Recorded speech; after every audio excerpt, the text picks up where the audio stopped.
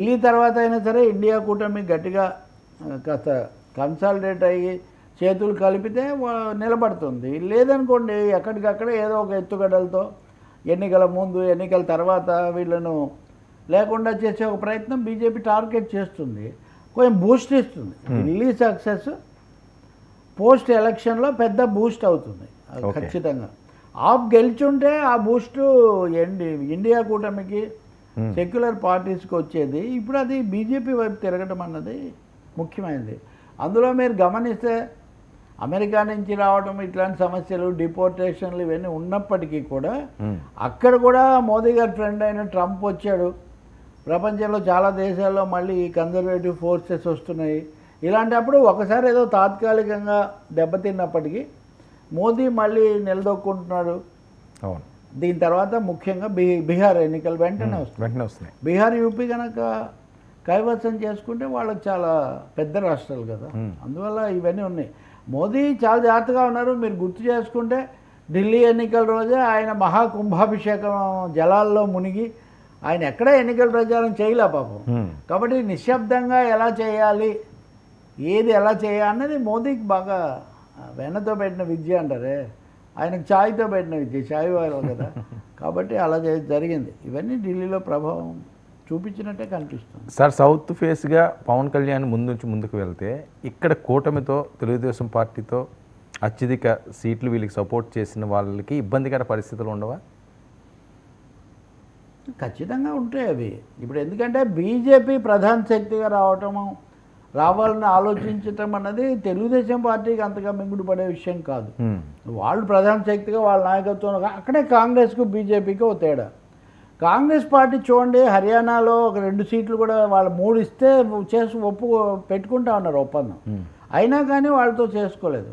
మహారాష్ట్రలో అందరికీ కూడా ఎక్కువ స్థానాలు మాకే కావాలని అడిగి చివరికి అక్కడ ఓడిపోయారు.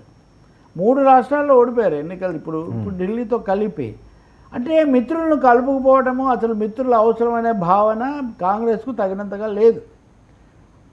అదే బీజేపీని కనుక మీరు చూస్తే మోదీ ఎంత శక్తివంతుడైనా బీహార్ వెళ్తే మెజార్టీ లేకపోయినా నితీష్ కుమార్ను ముఖ్యమంత్రిని చేసి ఆయనకే చేయంటారు.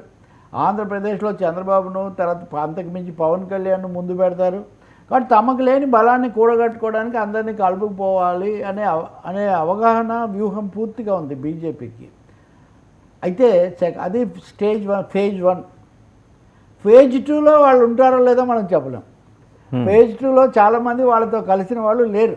వాళ్ళతో కలిసిన వాళ్ళు ఆ పార్టీలోనే నదులన్నీ సముద్రంలో కలిసినట్టుగా వీళ్ళందరినీ బీజేపీలో వాళ్ళు లీనం చేసుకుంటూ ఉంటారు. ఏపీ మోడల్ ఎలా జరుగుతుంది ఈ క్రమంలో మీరు అడిగే ప్రశ్నకు, ఎందుకంటే తెలుగుదేశం పార్టీకి కూడా రాబోయే నాయకుడు లోకేష్. చంద్రబాబు నాయుడు ఎన్టీఆర్ లాగా 30 ఏళ్ళ అనుభవం 40 ఏళ్ళ అనుభవం అని కాదు. కాబట్టి ఖచ్చితంగా తెలుగుదేశం భవిష్యత్తు జనసేనే కాదు, తెలుగుదేశం కూడా బీజేపీతో సంబంధాలు ఎలా ఉంటాయనే ఒక పెద్ద ప్రశ్న అవుతుంది. అలా చూసినప్పుడు పవన్ కళ్యాణ్ ఆకర్షణ అనండి, పవన్ కళ్యాణ్ ఫేస్గా పెట్టుకునే ఛాన్స్ చాలా ఎక్కువగా ఉంటుంది. గతంలో జనసేనను కూడా లీనం చేసుకోవాలని వాళ్ళు చూశారు. అప్పుడు ఎవరు నాయకుడు అవుతారు?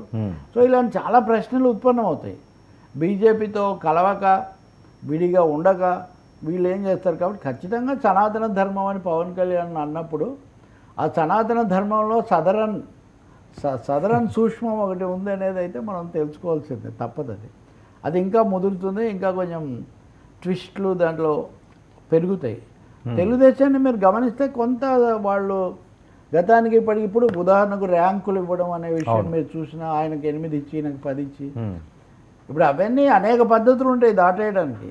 అవి చేయాల్సిన అవసరం ఏం లేదంటే కేవలం పవన్ కళ్యాణే కాదు మా ప్రభుత్వం అనే మెసేజ్ పంపించడానికి తెలుగుదేశం బాగా గట్టిగా ప్రయత్నం చేయడం మనకు అర్థమవుతుంది. ఎందుకంటే అంతకుముందు కొద్ది రోజులు ఆయన ఈ కొంత గ్యాప్ లోకేష్కి ఇవ్వడం మనం చూసినా, లేదు ఉప ముఖ్యమంత్రి లోకేష్ అన్న చర్చ తీసుకురావడం మనం గమనించినా, నందమూరి బాలకృష్ణను కూడా రంగం మీదకి తీసుకొని వచ్చి 1-2 సార్లు చూపించే ప్రయత్నం 1 by 1 మీరు చూసుకుంటూ రండి. తెలుగుదేశం తన ప్రత్యేకమైన ఐడెంటిటీని, నాట్ జస్ట్ ఎన్డీఏ, కేవలం ఎన్డీఏ కాదు మాకు ఒక ఐడెంటిటీ ఉంది అని చూపించుకోవడానికి